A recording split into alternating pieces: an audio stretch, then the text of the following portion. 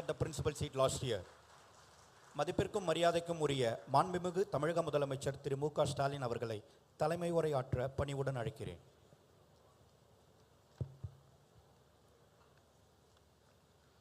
சங்கம் வளர்த்த மதுரை மாநகரில் நடைபெறும் இந்த விழாவில் பங்கேற்று சிறப்பித்துக் கொண்டிருக்கக்கூடிய மாண்புமை உச்சநீதிமன்றத்தினுடைய தலைமை நீதியரசர் டாக்டர் சந்திரசூட் அவர்களே,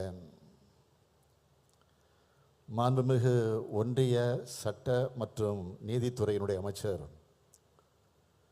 கிரண் ரிஜிஜு அவர்களே, மாண்புமை உச்சநீதிமன்றத்தினுடைய நீதியரசர்கள் திரு ராமசுப்ரமணியன் அவர்களே, திரு சுந்தரேஷ் அவர்களே, மாண்புமை சென்னை உயர்நீதிமன்றத்தினுடைய தலைமை பொறுப்பு நீதியரசர் திரு ராஜா அவர்களே, மாண்புமிகு அமைச்சர் பெருமக்கள் ஐ பெரியசாமி அவர்களே, KSSR ராமச்சந்திரன் அவர்களே, தங்கம் தென்னரசு அவர்களே, பெரிய கருப்பன் அவர்களே, ராஜகண்ணப்பன் அவர்களே, ரகுவதி அவர்களே, மூர்த்தி அவர்களே, பழனிவேல் தியாகராஜன் அவர்களே, நிறைவாக நன்றி உரை ஆற்றிருக்கக்கூடிய மாண்புமை சென்னை உயர்நீதிமன்றத்தினுடைய நீதியரசர் மகாதேவன் அவர்களே, மாண்புமை சென்னை உயர்நீதிமன்றத்தினுடைய மற்றும் மதுரை கிளையினுடைய நீதியரசர்களே, நாடாளுமன்ற சட்டமன்ற உறுப்பினர்களே, அரசு தலைமை வழக்கறிஞர் திரு சண்முகசுந்தரம் அவர்களே, சென்னை உயர்நீதிமன்றத்தினுடைய பதிவாளர் திரு தனபால் அவர்களே, மாவட்ட ஆட்சித்தலைவர் அவர்களே, அரசு உயர் அலுவலர்களே, காவல்துறை உயர் அலுவலர்களே, என் பேரன்பிற்குரிய வழக்கறிஞர் பெருமக்களே, மதுரை பார் உறுப்பினர்களே, பத்திரிகை மற்றும் ஊடகத்துறையை சார்ந்திருக்கக்கூடிய நண்பர்களே, உங்கள் அனைவருக்கும் என்னுடைய அன்பான வணக்கம். உச்சநீதிமன்றத்தினுடைய தலைமை நீதியரசராக பொறுப்பேற்ற பிறகு தமிழ்நாட்டுக்கு முதலாக வருகை தந்திருக்கும் மாண்புமை நீதியரசர் சந்திரசூட் அவர்களுக்கு எனது வாழ்த்துக்களை தெரிவித்து தமிழ்நாட்டின் முதலமைச்சர் என்ற வகையிலே நான் வருக வருக வருக என வரவேற்கிறேன். I welcome you to Madurai, the land where Kannagi stood up against a mighty king to get justice. பொதுமக்களுக்கு சேவையாற்றுவதே எனது முன்னுரிமை, நாட்டிலுள்ள அனைவருக்காகவும் நான் பணியாற்றுவேன் என்று சொல்லி தலைமை நீதியரசராக பதவியேற்றுக் கொண்ட தாங்கள் உச்சநீதிமன்றத்தினுடைய அரசியல் சாசன அமர்வுகளில் இடம்பெற்று வரலாற்று முக்கியத்துவம் வாய்ந்த வழக்குகளில் முக்கிய தீர்ப்புகளை வழங்கியிருக்கிறீர்கள். தமிழ்நாட்டின் மீதும் தமிழ்நாட்டு மக்கள் மீதும் தங்களுக்கு தனி பாசம் உண்டு. கோவிட் 2வது அலையின் போது அதை கட்டுப்படுத்துவதில் நாட்டிலேயே சிறந்த மாநிலங்களில் ஒன்றாக தமிழ்நாடு விளங்கியது என்றால், நமது மருத்துவ உட்கட்டமைப்பை சுட்டிக்காட்டி தமிழ்நாடு அரசின் செயல்பாடுகளை தலைமை நீதியரசர் அவர்கள் ஒரு வழக்கின் போது பாராட்டியிருந்தார்.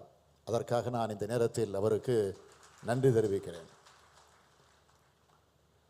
தொழில்நுட்பம், பதிவகம் மற்றும் நீதித்துறை சீர்திருத்தங்கள் மேற்கொள்ளப்படும் என்று அவர் பொறுப்பேற்ற போது சொன்னதற்கேற்ப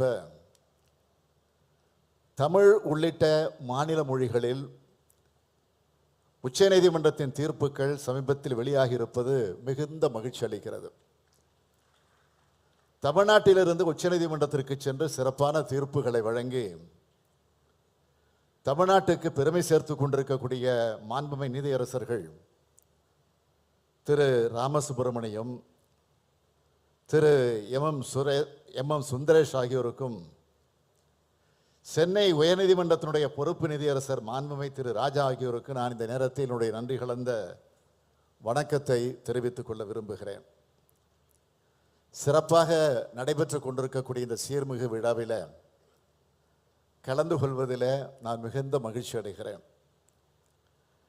இன்றைக்கு சென்னை உயர்நீதிமன்றத்தினுடைய கிளை மதுரையில் அமைந்திருக்கிறது என்றால் அதற்கு அடித்தளமிட்டவர் முத்தமிழறிஞர் தலைவர் கலைஞர் அவர்கள். 1973ஆம் ஆண்டு முதல் முயற்சி செய்து 2000 ஆண்டு முதலமைச்சர் தலைவர் கலைஞர் தலைமையில் அடிக்கல் நாட்டி தென் மாவட்ட மக்களின் கனவை கலைஞர் நனவாக்கினார். இன்று அந்த மாபெரும் கட்டடம் கம்பீரமாக நிற்கிறது. இதனை நான் குறிப்பிடுவதற்கு காரணம், நீதித்துறையின் உள்கட்டமைப்புக்காக தொலைநோக்கு சிந்தனையுடன் செயல்படும் அரசு திமுக அரசு என்பதை நினைவூட்டுவதற்காகத்தான். நீதி நிர்வாகம் சுதந்திரமாகவும் நியாயமாகவும் செயல்படுவதற்கு ஏதுவாகவும் பொதுமக்களுக்கு விரைந்து நீதி வழங்குதலை உறுதி செய்யும் வகையிலும் நீதிமன்றங்களுக்கு தேவையான கட்டட வசதி, மனித ஆற்றல், பிற உட்கட்டமைப்பு வசதிகளை போதுமான அளவில் ஏற்படுத்தி கொடுப்பது மிக அவசியம் என்பதை உணர்ந்துள்ள தமிழ்நாடு அரசு அதற்கு முன்னுரிமை அளித்து செயல்பட்டு வருகிறது. இந்த அரசு பதவியேற்ற 2021 மே மாதம் முதல் இன்று வரையில புதிய நீதிமன்றங்கள் அமைக்க தேவையான நீதிபதிகள், அலுவலர்கள், பணியிடங்களை உருவாக்கி 106 கோடியே 77 லட்சம் ரூபாய் ஒதுக்கீடு செய்யப்பட்டுள்ளது. 6 மாவட்ட மற்றும் அமர்வு நீதிமன்றங்கள், 12 சார்பு நீதிமன்றங்கள், 7 முதன்மை குற்றவியல் நடுவர் நீதிமன்றங்கள், 14 மாவட்ட உரிமையியல் மற்றும் குற்றவியல் நடுவர் நீதிமன்றங்கள், 3 கூடுதல் மாவட்ட நீதிமன்றங்கள், 1 கூடுதல் சார்பு நீதிமன்றம் மற்றும் 1 மாவட்ட உரிமையியல் நீதிமன்றம் உள்ளிட்ட 44 புதிய நீதிமன்றங்கள் அமைப்பதற்கு ஆணைகள் வெளியிடப்பட்டுள்ளன. 3 வணிக சட்டங்களுக்கான தனி நீதிமன்றங்கள், மாவட்ட நீதிபதி நிலையில் கோயம்புத்தூர், சேலம், செங்கல்பட்டு ஆகிய மாவட்டங்களில் அமைப்பதற்கும் ஆணைகள் வெளியிடப்பட்டுள்ளன.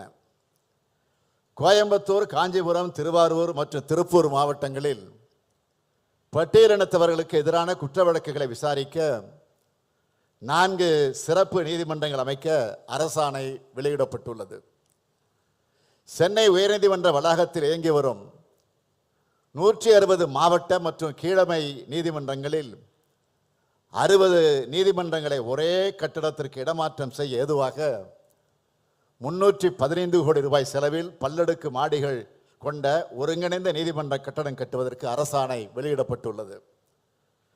டாக்டர் அம்பேத்கர் அரசு சட்டக்கல்லூரியின் கட்டடத்தை அதன் பாரம்பரியம் சிதையாமல் புதுப்பிக்க 23 கோடி ரூபாய் அரசால் ஒப்பளிப்பு செய்யப்பட்டுள்ளது. புதியதாக நீதிமன்றங்கள் கட்டடங்கள் கட்டுதல், குடியிருப்பு கட்டடங்கள் கட்டுதல், பழைய நீதிமன்ற கட்டடங்களை பராமரித்தல் ஆகிய பணிகளுக்கு 297 கோடி ரூபாய்க்கு அரசு ஒப்புதல் அளித்துள்ளது. வழக்குரைஞர் நலநிதிக்கு அரசு சார்பில் 8 கோடி ரூபாய் மானியம் வழங்கப்பட்டுள்ளதோடு வழக்குரைஞர்களுக்கான சேம நல நிதி 7 லட்சம் ரூபாயிலிருந்து 10 லட்சம் ரூபாயாக உயர்த்தப்பட்டுள்ளது. புதியதாக பதிவு செய்யப்பட்ட 1000 இளம் வழக்கறிஞர்களுக்கு ஊக்கத்தொகையாக 3000 ரூபாய் மாதந்தோறும் வழங்கிட ஒப்பளிப்பு வழங்கப்பட்டிருக்கிறது. தமிழ்நாடு வழக்கறிஞர்களின் எழுத்தர் நலநிதியிலிருந்து 4 லட்சம் ரூபாய் இறந்த வழக்கறிஞர்களின் எழுத்தர்களின் குடும்ப உறுப்பினர்களுக்கு வழங்க ஆணை வெளியிடப்பட்டுள்ளது. இப்படி பல்வேறு செயல்களை செய்து வருகிறோம். அவற்றை பட்டியலிட்டு சொல்ல நேரம் இடம் தராது. எனவே நீதித்துறையின் கட்டமைப்புகளை மேம்படுத்துவதற்கான அனைத்து நடவடிக்கைகளையும் தமிழ்நாடு அரசு தொடர்ந்து சிறப்பாக மேற்கொள்ளும் என்று இந்த நேரத்தில் உறுதியோடு தெரிவித்துக் கொள்கிறேன். On this occasion, I place 3 important demands. I request the Honorable CJ of India for ensuring social justice in the appointment of judges to High Courts and Supreme Court, as well as proportional representation to states in Supreme Court bench. for allowing Tamil as the court language in Madras High Court along with English. In this regard, I am aware that Honorable Union Law Minister is in favor of this. I thank him for that.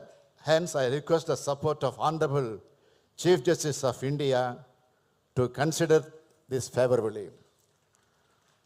For establishing Supreme Court benches, at least in the cities of Chennai, Mumbai, and Kolkata. We have already written on all these demands to the Union government. I hope the Honorable Chief Justice and Honorable Union Minister for Law will consider our demands favorably.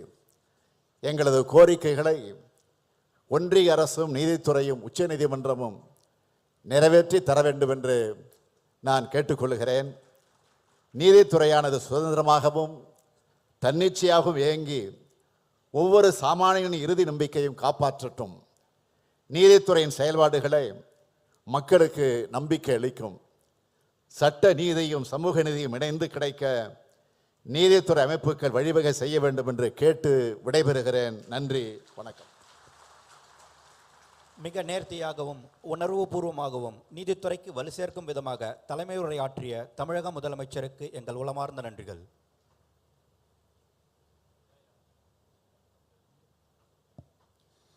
We are truly privileged, honored and delighted to have Honorable Dr. Justice D.Y. Chandrachud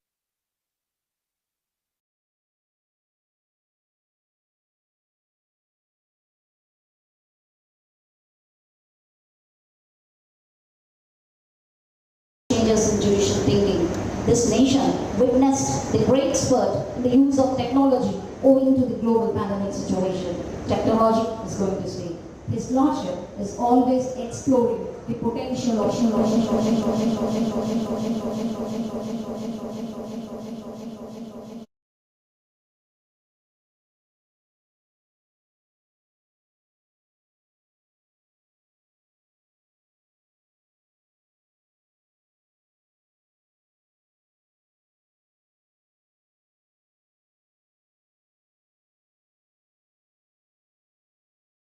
has taken the Indian judiciary to the international level. It is impossible to describe the manifold and multifaceted contributions made by His Lordship. With all humbleness, I now invite Honorable the Chief Justice of India to deliver the inaugural address.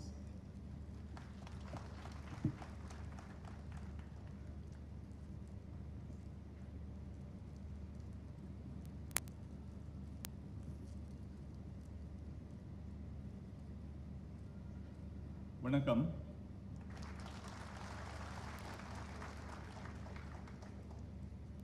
The Honorable Chief Minister of Tamil Nadu, Thiru M.K. Stalin, Thiru Kiran Rijiju, the Union Minister of Law and Justice, my distinguished colleagues, Justice V. Ram Subramaniam, Justice M.M. Sundaresh, Honorable Justice T. Raja, the Acting Chief Justice of the Madras High Court, Justice R. Mahadevan, Judge of the High Court of Madras, and all the colleague judges of the High Court, Thiru P. Murthy, the Honorable Minister of Commercial Taxes, Registration and Stamp Law, Dr. Palanivel Tyagarajan, the Honorable Minister of Finance, Thiru S. Raghupati, the Honorable Minister of Law, Thiru R. Shanmugasundaram, Advocate General of Tamil Nadu, all the distinguished judges who have come from different parts of the state of Tamil Nadu, members of the bar, government officials and other dignitaries. I have often heard of the Tamil saying, Vandarai Val Vaikumnad. The state of Tamil Nadu has truly lived up to its reputation. Thank you again for the warm, gracious and heartfelt hospitality. Last year, the then Chief Justice of India visited Chennai for laying the foundation stone for a 9-story administrative block at the Madras High Court. Less than a year later, the state has another project on its card to augment court infrastructure. Tamil Nadu is truly leading the way in boosting the infrastructure of the court system. I have been frequently speaking about the deplorable infrastructure of various courts across the country where litigants, lawyers, and judges do not have access to basic facilities such as a clean washroom and a resting space. The courtrooms are cramped with no ventilation. The justice system is choked with the huge pendency rates, and so are the judges and lawyers inside in non-ventilated court hall. In most district courts in the country, there are no sanitary napkin dispensers for women lawyers. In many district courts in the country, there are no washrooms for lawyers and for lady judges, women judges. Studies have shown that a comfortable working environment enhances the work output. I hope that the administration consults all stakeholders and caters to their spatial requirements before commencing the construction of the building. When the former Chief Justice of India visited Chennai a year ago, Thiru M.K. Stalin put forward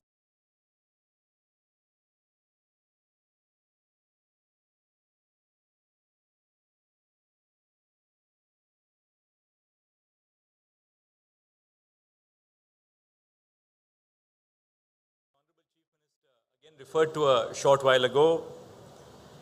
The second for introducing Tamil as the official language in the High Court. And the third, ensuring inclusivity as a principal factor in making recommendations for the appointment of judges. I would like to use this stage to speak to you about all the endeavors of the Office of the Chief Justice of India in addressing these three concerns.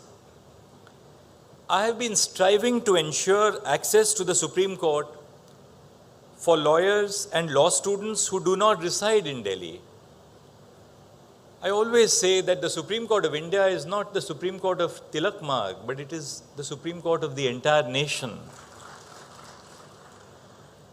We have introduced a hybrid system by which lawyers can appear before the Supreme Court both physically and virtually. This facility enables the seamless connection between a judge sitting at Tilak Marg in Delhi and an advocate residing in Melur or Virudhunagar. Additionally, we have started live streaming all constitution bench cases. This provides students from government law colleges in Madurai or Trichy the opportunity to watch Supreme Court proceedings and to be educated about the way the law is evolved, developed by the Supreme Court. While many law students in Tamil Nadu may be unable to pursue an internship in Delhi, owing to the distance and limitations on economic capacities, I am confident that access to the court proceedings would substantially bridge the opportunity barrier. I must share with you certain facts which may otherwise not be known. During the course of the COVID-19 pandemic, 2.62 crore cases were heard by the High Courts and the District Judiciary on video conferencing. 78 lakhs in the High Courts and 1.84 cases in the District Judiciary. The Supreme Court from 23rd March 2020 till 13th February 2023 heard 4,13,537 cases through video conferencing.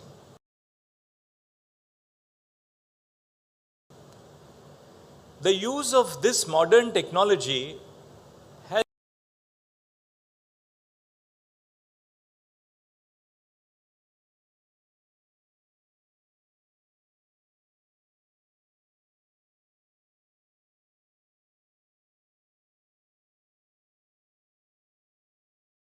has enabled us to reach out to our citizens. Lawyers in the Supreme Court who appear for us are unquestionably the leaders of the profession, but equally the base of the legal profession comes from lawyers from socially marginalized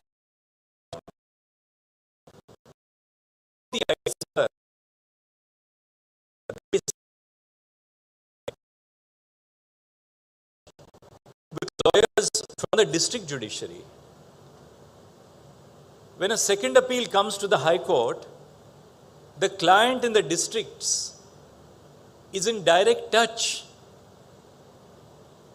with the arguing advocate in the High Court, or through the intermediary of the High Court the lawyer who has conducted the first appeal.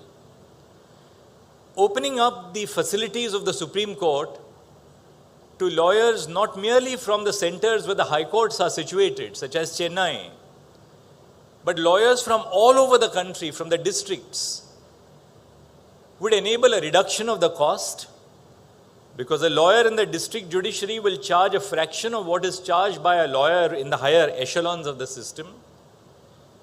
But there is a great deal of confidence which the citizen has in the lawyer who has conducted the case in the forum where the case was instituted. So our effort in the Supreme Court is to use technology to truly make ours as a national court, where we can hear the voices of our citizens through lawyers who have an intimate connection with their lives, who know the social conditions in which these social problems which are brought before the court emanate. With respect to the second point of enabling the use of Tamil as an official language in the High Court, perhaps a constitutional amendment would be necessitated, having due regard to the provisions of Article 348 of the Constitution. I'm cognizant of the language barrier and the ensuing impact of this barrier on opportunities to young graduates. English is not our first language. We think and formulate our thoughts in our mother tongues. However, I implore all young lawyers who are facing some difficulty with communication in English not to be demotivated. I request the judges of the Madras High Court to be encouraging towards the young juniors and not let language barriers impede effective representation. I was Chief Justice of the Allahabad High Court for a period of nearly 3 years. A young lawyer would open the case by saying, "May it please your lordships," the old colonial form. But the English advocacy very often ended with saying that. The rest of it was conducted in the mother tongue of the lawyer. I belong to Mumbai, and my knowledge of Hindi was deeply influenced by Marathi, my mother tongue. But I found that speaking to the lawyers in their mother tongue brought me in very close connect with the members of the bar. They did not ridicule me for the errors which I would sometimes make in expressing myself in their mother tongue. But they appreciated the fact that a genuine effort was being made to connect with lawyers so as to make them comfortable in the language of discourse in the courts. Because when litigants and lawyers are comfortable with the language of the discourse, they can present their viewpoints fearlessly and effectively. So we as judges must encourage the youngsters at the bar and help them build confidence in communication. In an attempt to localize the justice delivery system and bring it closer to the citizens, we have started translating judgments of the Supreme Court in other official languages recognized by the Indian Constitution, including Tamil, with the aid of artificial intelligence. I hope that this initiative will go a long way in not only bringing the court closer to the citizens, but would also help lawyers who are not conversant with the English language to keep up with the developments in law. Since independence, there are 34,586 judgments of the Supreme Court, all written in English. Our judgments were being made available to our citizens by private law publishers for whom you had to pay a subscription of between 30 to 50,000 rupees a year. How many young lawyers in the districts or in the taluka courts can afford a subscription of this nature? So one of the first steps that I took after I took charge as Chief Justice of India on 9th November last year was to digitize all the 34,000 plus judgments of the Supreme Court. These judgments are now available free of charge, not merely to our citizens, but to globally to anybody who wants to read the judgments of the Supreme Court. We have also ensured that there is a free text search engine which can be accessed by citizens across India. But we have not stopped at that. The IIT Madras has provided to us an AI-based software for translating of our judgments. But translation of judgments through artificial intelligence requires human verification. So we have requested all high courts to constitute a team of retired district judges who will verify the correctness of the translation. And the Supreme Court is using its own funds to ensure that the translations are put out. Today we have 4,428 judgments which have been translated. The project is in its infancy. To give you an idea, 4 have been translated in Assamese, 1 in Garo, 3 in Gujarati, 4,243 in Hindi, 17 in Kannada, 1 in Khasi, 29 in Malayalam, 14 in Marathi, 3 in Nepali, 26 in Odia, 4 in Punjabi, 52 in Tamil, 28 in Telugu and 3 in Urdu. The reason I gave you these statistics is that I request now the government of Tamil Nadu to take this up as a mission. And I'm sure that with its commitment towards infrastructure, this is a joint mission for all of us to reach out to our citizens. But it is not just the judgments of the Supreme Court which have to be translated. All the judgments of the high courts must equally be translated into every regional language available in India. The judgment search portal of the E-Committee of the Supreme Court has 1,11,06,805 judgments of the high courts, all available free of charge. Out of these 1,11,00,000 judgments which are available in English, 8,76,000 judgments are from the state of Tamil Nadu, from the Madras High Court. I would request the Chief Justice of the Madras High Court to take up the translation of these 8,76,000 judgments of the Madras High Court which are in English into Tamil, so that not only the judgments of the Supreme Court are made available to the citizens, but equally all these 8,76,000 judgments are available to lawyers and citizens across Tamil Nadu, as well as the representatives of this great state who reside across the world to know of their rights. Moreover, the judgments of the High Court, when they are translated into Tamil, would be made available to police stations, to education officers, to collectors, to tehsildars. So revenue judgments will be made available to the revenue arm of the state. Judgments on criminal procedure will be available to the police academies, to the police officers. Judgments on education will be available to the education department. So look at the potential which we have today in terms of technology and a little bit of imagination if we apply it. I hope, therefore, that this initiative will bring us closer to our citizens. On the third point, which the Honorable Chief Minister justifiably made, that is inclusion as a principal factor for the appointment of judges, in the earlier collegium recommendations published by my 6-member collegium that I head, we have laid out the factors for consideration. And these factors for consideration include representation to members of the marginalized communities, including women and the backward communities, and to the best extent possible, representation to all the high courts. Because the Supreme Court, to my mind, is truly a Supreme Court which represents the nation. And we are making a conscious effort to ensure that different high courts, different regions of the nation find representation in the Supreme Court. I next turn to the lawyer community assembled here. But before that, I must share a small anecdote. When we started live streaming of our court proceedings, a distinguished member of our bar, who is also a member of Parliament, Mr. P. Wilson, interacted with me. He's a member of the Parliamentary Standing Committee attached to the Department of Justice, which visited the Supreme Court last year and again 2 days back to interact with us on legal aid schemes. And the learned member of Parliament shared with me that by allowing hybrid hearings, hearing lawyers from across the country, you are truly becoming a court for the nation.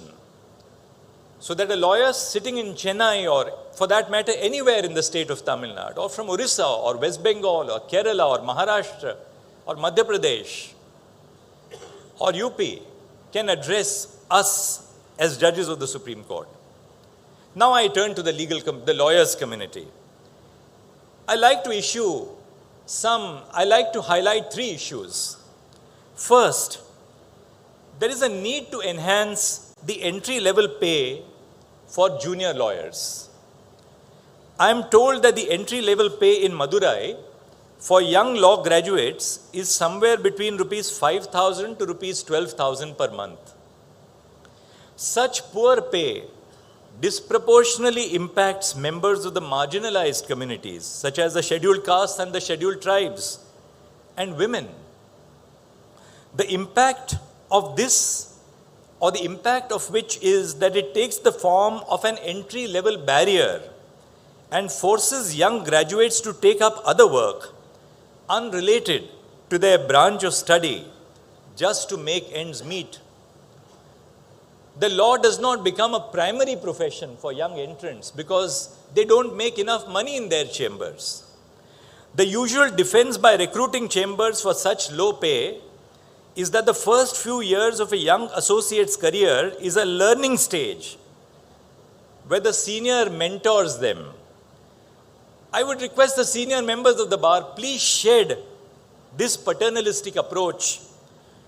Today's youngsters are sharp, hardworking, and hungry for work. Interact with them about their approach towards the law. I have 5 judicial clerks, all of them first-time lawyers with no connection in the legal profession in their families. One of them, a woman lawyer, is from Madurai. She comes from an agricultural family. But the benefit of women's education in the state of Tamil Nadu, she went to a national law school and now has come to work with a judge of the Supreme Court. Another sister has become a doctor and has gone abroad to pursue higher education.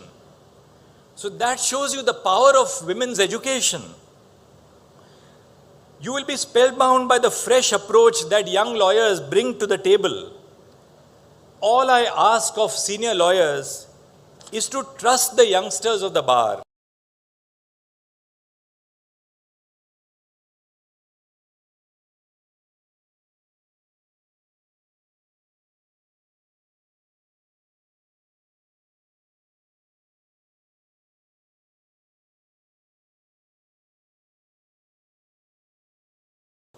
Statistics inform us that for 50,000 male enrollments in Tamil Nadu, there are only 5,000 female enrollments. The legal profession is not an equal opportunity provider for women, and the statistics are the same all over the country. The face is changing. In the recent recruitments to the district judiciary, over 50% are women. But we have to create equal opportunities for women so that women do not fall by the wayside because of the fact that they undertake multifold responsibilities as they progress in life. Chambers are skeptical about recruiting young women advocates. The reason for it is not a lack of young talented women. There is no lack of talented young women, but rather because of our actions being a product of the stereotypes that we hold against women. There are two prominent stereotypes against women that translate to denying women opportunities, and forgive me for speaking about them. Firstly, recruiting chambers assume that women would be unable to put in long hours at work because of familial responsibilities. We should all firstly understand that childbearing and childcare is a choice, and women should not be punished for taking up that responsibility if they wish to, but rather encouraged and supported in any choices that they may choose to make. A young male lawyer might also choose to be equally involved in child care and family care. But as a society, we force the responsibility of family care only on the women and then use that very bias against women that we hold to deny them opportunities. If a woman wants to balance work with family care, it is our responsibility to provide institutional support. Setting up creche facilities in all court complexes across the country is an important step in that direction. The Supreme Court of India, the Delhi High Court have already led the way on this front, and it is time that the rest of the country follows suit. I request the Chief Justice of the Madras High Court to take steps on the administrative side in setting up creche facilities at the High Court and in all district courts. This would go a long way in improving the working conditions and providing substantive equal opportunity for women. The second bias that I would like to highlight is the stereotype that it is safer for male employers to not have women working in the office. Such stereotyping denies equal opportunity of recruitment to women. Beyond that, such stereotype also ridicules the innumerable stories of sexual harassment at the workplace. We must strive to constantly and consciously unlearn these biases. The third issue that I wish to brush upon is the necessity of a strong relationship between the bar and the bench. We are both stakeholders of the justice system, and there has to be a sense of trust and coordination in our functioning.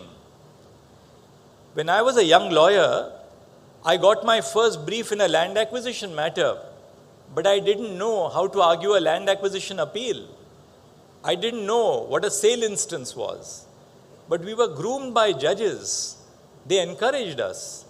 They did not defeat our confidence by ridiculing us. So it's important that we spend a little patience with young lawyers. At the end of the day, doing 3 cases less may not be as important as creating the future of our society and the profession. By creating young leaders who will follow in our footprints, because I believe the true worth of a leader, and I don't speak of the leaders of the judiciary or the executive or the legislature, I speak about the leaders in the chambers of lawyers, the chambers of doctors. The true worth of a leader is to create a bunch of talented people who will take up the baton when it is time for you to pass it on to others. While it is natural for the bar to have issues with the functioning of the court administration, I request the lawyering community present here to resort to deliberation and discussion before imploring the option of a strike.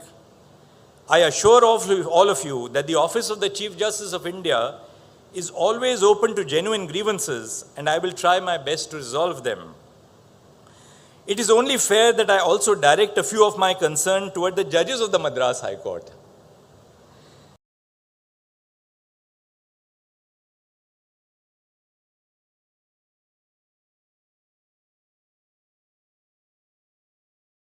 Judges at the Supreme Court are slightly older than you,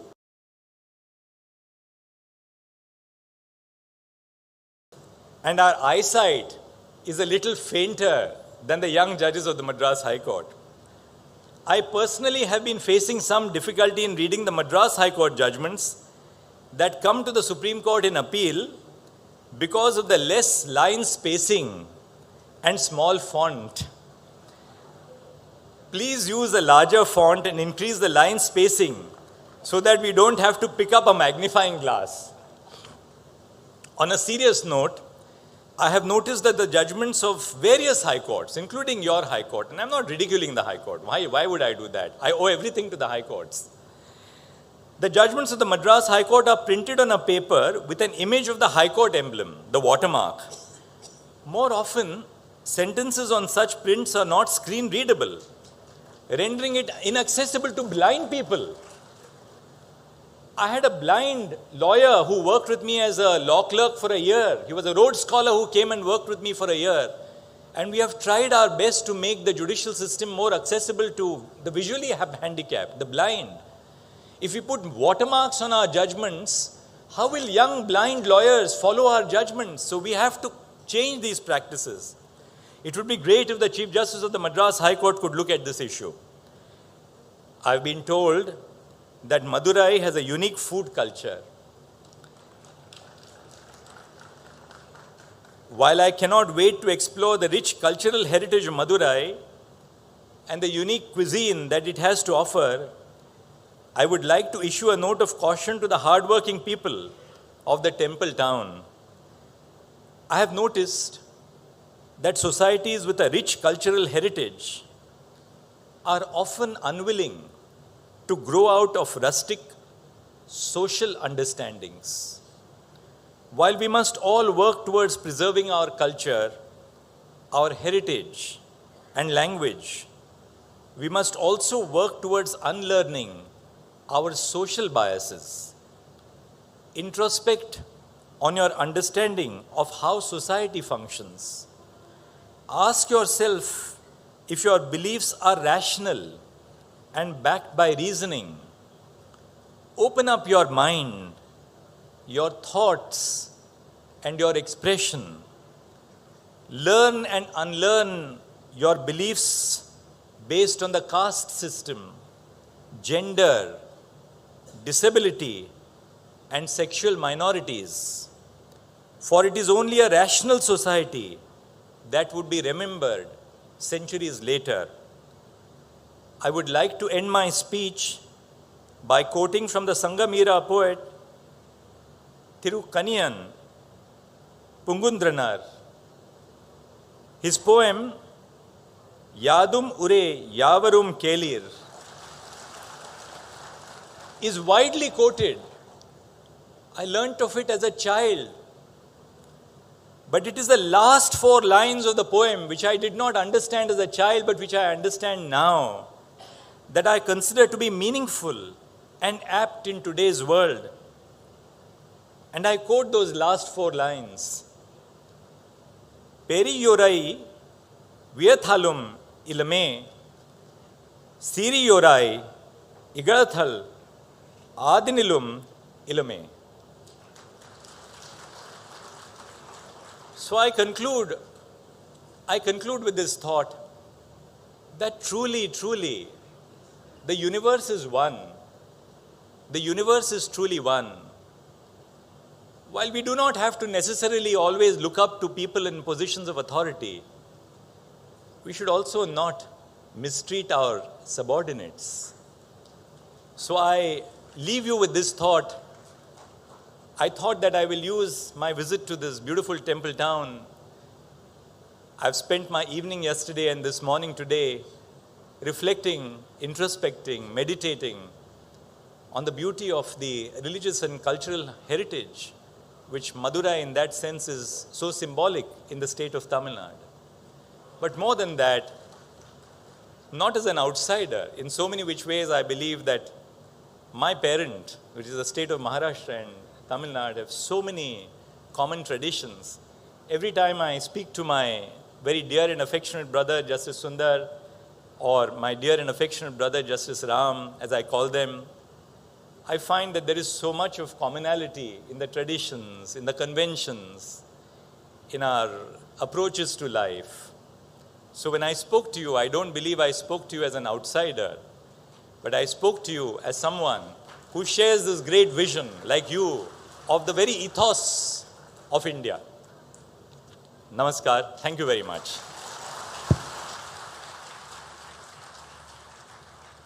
We are spellbound.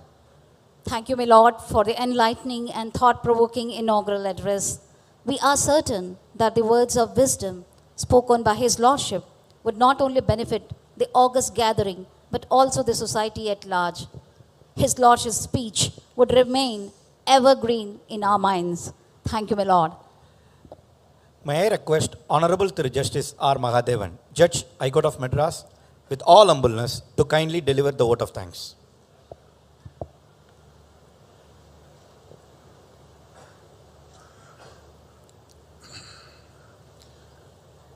அனைவருக்கும் வணக்கம். Honorable Dr. Justice D.Y. Chandrachud, the Chief Justice of India, Thiru M.K. Stalin, the Honorable Chief Minister of Tamil Nadu, Honorable Shri Kiran Rijiju, Minister of Law and Justice, Government of India, Honorable Justice V. Ramasubramaniam, and Honorable Justice M.M. Sundaresh, Judges of the Supreme Court of India, Honorable Mr. Justice T. Raja, the Acting Chief Justice of Madras High Court, Honorable Minister S. Raghupati, Minister of Law, Honorable Dr. Palanivel Tyagarajan, Minister of Finance, Honorable Mr. P. Murthy, Minister of Commercial Taxes, Thiru R. Shanmugasundaram, Advocate General of Tamil Nadu, the Honorable Judges of Madras High Court, the members of the Bar Association, and other distinguished guests present here. Today is indeed an important day for the state judiciary, as we have taken a few more effective steps towards strengthening the basic infrastructure of the subordinate judiciary. Stepping up the judicial infrastructure in tune with the need of the hour, the litigants and the institution in general is one of the essential factors in ensuring efficient justice delivery system and administration of justice as well. On behalf of the entire judiciary in the state of Tamil Nadu, it is my privilege to thank the Honorable Chief Justice of India for honoring us with his august presence on this memorable day, for having made this event a grand success. Thank you, my Lord. I thank the Honorable Chief Minister of Tamil Nadu for extending the fullest cooperation and for evincing keen interest in strengthening the judicial infrastructure by swift positive action in ensuring the materialization of such projects. Shri Kiran Rijiju, Honorable Minister of Law and Justice, Government of India, has taken interest in all issues pertaining to the judiciary. Thank you, sir, for your august presence here today. Honorable Mr. Justice V. Ram Subramaniam and Honorable Mr. Justice M.M. Sundaresh, the Honorable Judges of the Supreme Court of India, are more like our family. I take this opportunity to sincerely thank them for always being the pillars of strength for this institution. I thank Honorable Justice Mr. T. Raja, the Honorable Acting Chief Justice, under whose guidance we have been able to make this event a grand success. I thank Honorable Mr. S. Raghupati, the Law Minister of Tamil Nadu, the Honorable Dr. Palanivel Tyagarajan, Minister of Finance, and also I thank Honorable Mr. P. Murthy, Minister of Commercial Taxes, Government of Tamil Nadu, for their presence on this occasion. Mr. R. Shanmugasundaram, Advocate General of Tamil Nadu, has been the essential link between the judiciary and the state government, and it is my duty to thank him on behalf of the judiciary. On behalf of all my esteemed colleagues, I extend my sincere thanks to the members of the Bar Association of Madurai and Nagapattinam districts and various bar associations, and also the students from various law schools, and to all those who have participated today in this great event. I also thank the Honorable Judges of various committees, registrars, officers and staff members of the Registry of Madras High Court and the District Judiciary of Madurai and Nagapattinam, the District Collector of Madurai, Commissioner of Police Madurai, Commissioner of Corporation Madurai, the Chief Engineer, and the officials of the Public Works Department for their dedicated and meticulous hard work in planning, organizing, and for the success of today's event. I also thank the press and media. Thank you, one and all. Thank you, Lordship, for the extensive sense of gratitude shown by thanking one and all who made this function a grand success. Now we conclude this wonderful function with National Anthem.